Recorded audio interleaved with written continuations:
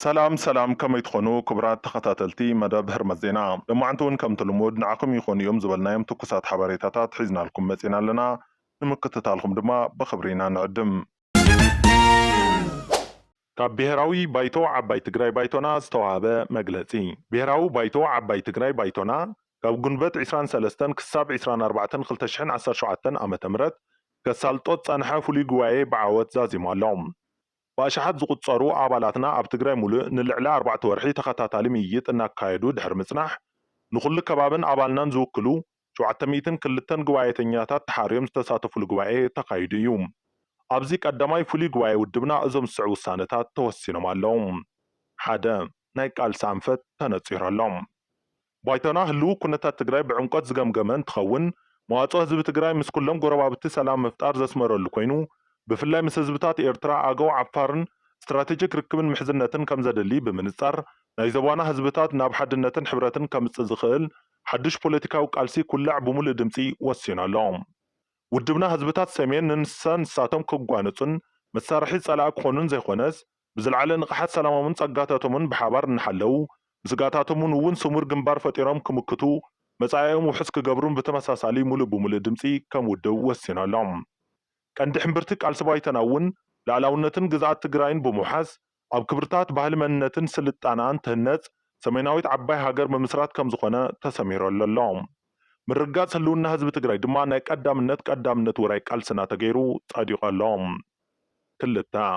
ሓድሽ ኣመራርሓ ተመሪፁ ኣሎ። ብዙ መሰረት ክሳብ ቀጻላይ ስሩዕ ጉባኤ ዝካየድ ነቲ ውድብ ዝመርሖ ኣመራርሓ ዝተሓረዩ እንትኸውን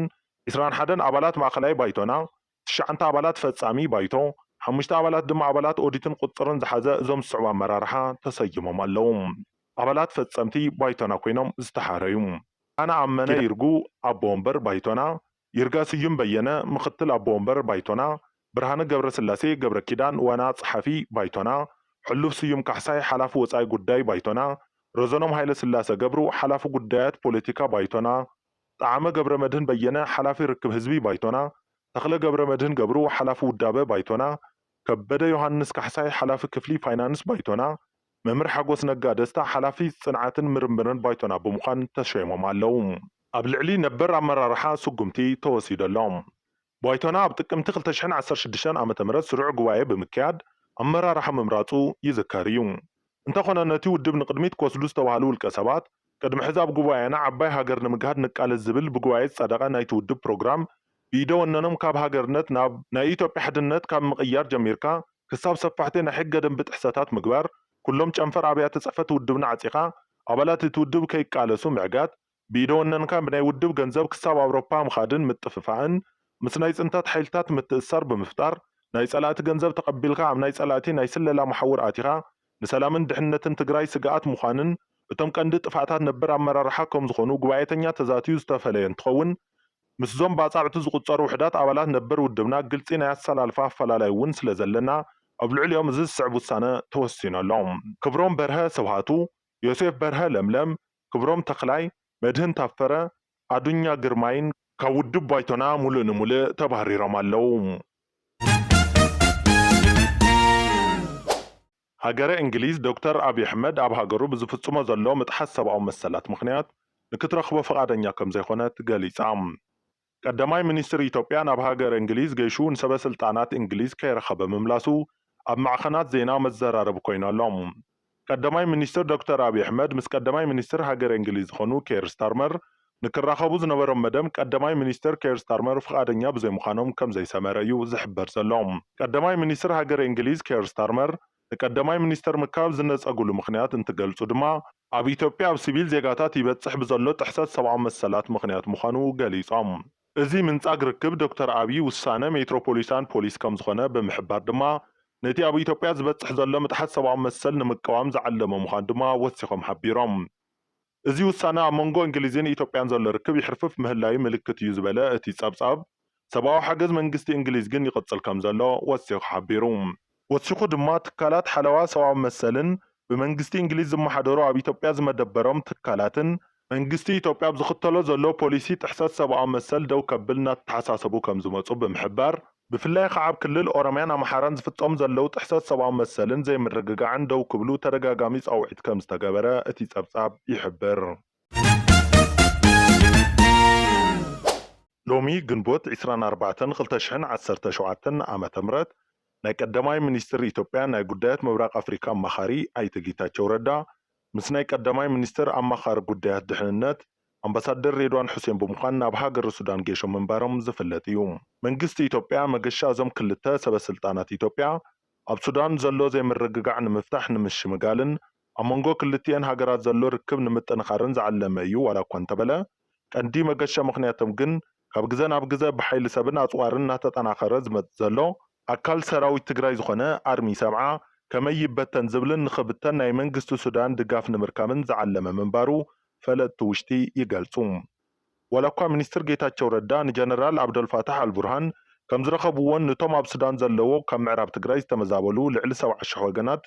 ዝገበርሎም ኣቀባብላ ብምምስጋን ብውሑስ መንገዲ ንምምላስ ከም ዝዘተዩ ኣብ ናይ ትዊተር ሒሳብ ገጾም እንተጽሓፉ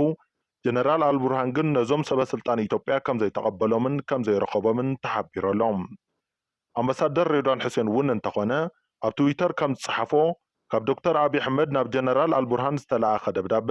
ኣብ ፖርት ሱዳን እንትበጽሑ ኣቀባብላን ዝገበርሎምን ንኣይቶም ወፍደል ከም ዝሃብዎም ምስኦም ድማ ብዛዕባ ሱዳን ዘሎ ግጭት ብሰላማዊ መንገዲ ንምፍታሕ ከም ዝዘተዩን እዮም ጽሒፎም በዚ መሰረት ካብ ኣቀባብላ ጀሚሩ እቲ ዘተ ዝተኻየደ مسأتو مفادل المبر أيت ጌታቸው ረዳ ይኹን ኣምባሳደር ሬድዋን ሁሴን ንጀነራል አልቡርሃን በቀጥታ ኣይረኸብዎምን ኣብ ሱዳን ዘሎ ጋዜጠኛ መድሃንየ ግደይ ብወገኑ ሚኒስትር ጌታቸው ረዳ ኣብ ሱዳን ከም ጸንሐን ሎሚ ከም ዘይመጸን ብምሕባር ንተመዛበልቲ ወገናት ከይረኸበ ምኻዱ ዝሕዝን ይክብል ተዛሪቡ እዩ ዶክተር አብይ አሕመድ ደጋሎ ንምድጋፍ ናይ ስናይፐር ተኮስቲ ብምልኣኽን ምስ ዩናይትድ ዓረብ ኤምሬትስ ብምዃን ብምሕጋዝን ይሰርሕ መንባሩ ዝፍለጥ እዩ መንግስቲ ኤርትራ በአንጻሩ ንጀነራል አልቡርሃን ደጊፍ ይቃለስ በመንባሩ በአሕመድ ደጋሎ ዝእዘዛ ድሮናት ከይተረፈ ንኤርትራ የጥቃዕ መንባርን ውን ዝዝከር እዩ ብዙሓት ተንተንቲ ጀነራል አልቡርሃን ክረኽቦም ዘይደለየ ምስ መንግስቲ ኢትዮጵያ ዝነበሮም ርክብ ብምሕርፋፉ እዩ ይብሎም ምስልመን ኢና እንዳራደር ለና ይተቋመናና ቤት ምኽርና ወለ ደሞዝዮ ማራ ሓሰብ ይኽልዎም ትድርድር ኣብ ድርድር ኣነ እንዳሕተጋገ ናይ ጠይባኒ ድርድር ናይ ጣብያ መራሒ ናይ ወረዳ መራሒ ስለዛ ክልደይ ለይ ትናት ሓሳብ ታይረዲካ ድርድር ናይ ኮይኑ ናይ ኩናት ናይ ሰላም ናይ መንግስቲ ትግራይ እሞላው ኮይን መስለና ኣው ተወዲአ ናይ ታሓተኒ ኣብዚ ምስ መን ከተዳራደር ወይ ታናትና ሪቱ ሓሳብ ሓደ ምስሩ ዞም ሰዓት እዚኦም ለሚና ኣፍጓኤ ባዕላ ለሚና ንሕመርሕና ኢልናያ ምስ ሰው ዝኒኦ ኮይነ ኣይመርሕን ኢላ لعاد عفار تخلل من جد بمنوارو أقدام زمودني وصارت هذه هو سريعهم تمسكوا لهذه الناس أيوكلوني ناتقامنا بحسنا نزيم كندارا بدين كلنا لنا كفتي هالو ما يهالو بزي قدش ناتنا إنا لنا لا أنا كم إحنا تقولنا تزحلي بمانكا تزحلي بيدها تتكوسي بمانكا نقولنا مرحنا تمس أي دولية لكن أنا سوانا اللي يزي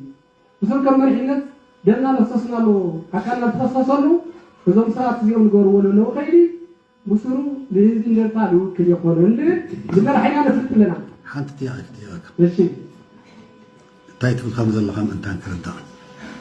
هذه أنا كو تبيت مخريج يجاجة بعض مراتهم بعض زوالن كبل دي هذه نعمنا تمتولهم زل خالهم اليوم خمسية خوينهم عيد لي عندي أو أخي ما زين وصلنا بقى تبيت مهري يوردهم سعر لنا كان ما قد يقولنا تبيت مهري يوردهم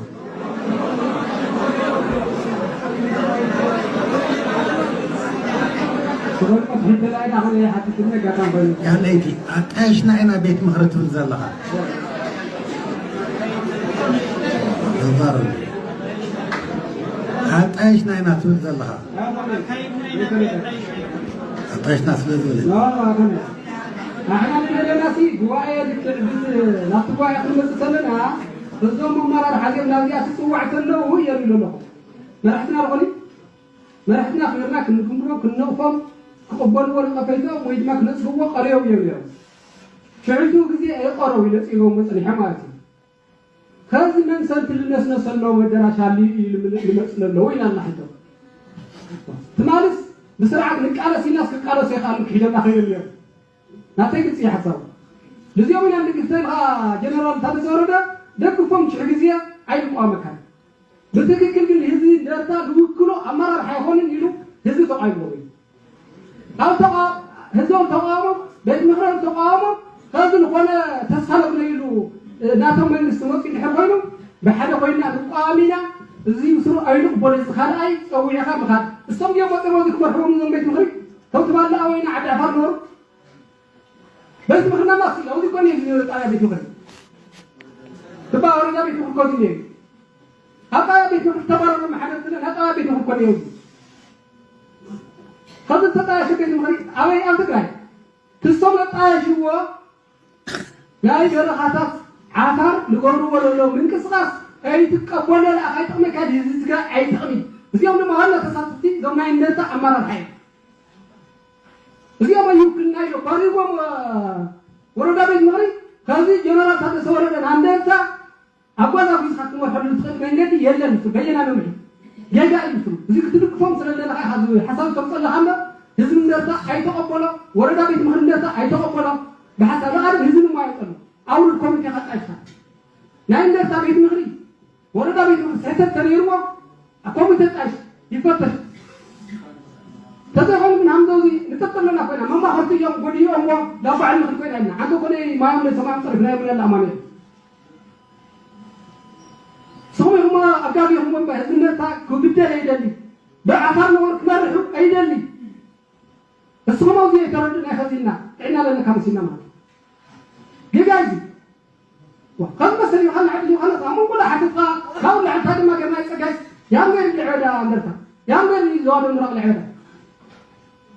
مثل في ناقر ثلاثة تسقى لا يوم هاي حصلت ناقر الله بقص فاجأ تجاهر تكلم سامع تقول أي لو أنا يوم كويو تسقى ما يوم سيدنا تقال سلام سا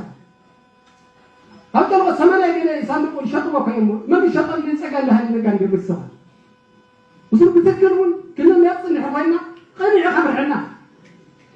كمان دمنا وعنا مكنا هاي بكذا عايزنا ولا يمسك ساقينا تحتي ساقينا قلنا كان علي سرحي زمان أو كلنا وردات تقرأ تخيله بيت مغرب تخيله سرعة زلوا بيت مغرب بسمع سيلم يلي ولا خلينا بس أوي خنايدا أو بين إحنا لا تسقنا فوق العدتكم هو دينور تسقنا كنا بالنرتا بدينا مالك بخوي لا ولا أمشوا عد خيرهم هذه سوادو عد عمل من سكين بنا عنا دقيقة نسأل لنا سألت يشلفنا شلفوا ما هو يفكر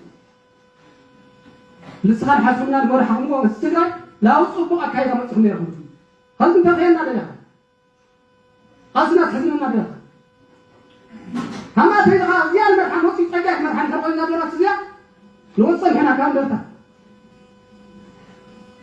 من يوصي ومن زكاة الأوسط مشاكل عسينا مالتي يزوم سلالة الميوة مشاكل عسينا كم لحد عفر حرام يواني تبغى ما يسبح لي ما غير ما يسبح لي سكان مشاكل عسينا ذا كيف يا حسوا ما يوحى غيرهم ولا ما يسبح سقولنا لنا قدم لا نحكي يمسك أنا تعينا إلى مسؤول أواخ من مرة تعينا لي عن توصلنا زمنا ودي صلاة شفتنا يمي تسعينا بعدها يمان وأيانا أقنعنا كل قنع تقولنا لنا بيريتنا حريرنا إنا ليا ويوم زيوب شفاتي يوم زيوب من شفاتو أين دار دري لك له كل دار دري حكم سمخ عاد عفر وخا أجسا أمسيا أين حفروا رضانا بنقول دا حصاي دي الوصل وستدرك لا يزيد الهرباينو نسلنا تدار من الغلوة سمعنا يمتنا نيرا السخم وصما هذا تم سملوا لي وما يمر يصوعوا صبوا أنا ما سوينا كذي كل كلامنا شفاتي يوم سوينا كذي وردا بيكون صوتي للناس نصام وين أي ذات لنا كانت تسمع هاي ولا ترى هذه كلمة سكت لنا إذا ما وصلنا تم وردا بيكون نتمنى وردا بيكون نوري أيتوا هذا قريم تايتا تقام كانوا في خاص بدم بنت اللي وصلوا حتى لهم يوم درنا هذا سووا لنا نحن محمد حي توالو ما تفعل حتى ثاني لما برزت لا إندرتا وشكرا لله من هذا ፕሬዚደንት ግዚያዊ ምምሕዳር ትግራይ ሌተናል ጀነራል ታደሰ ወረደ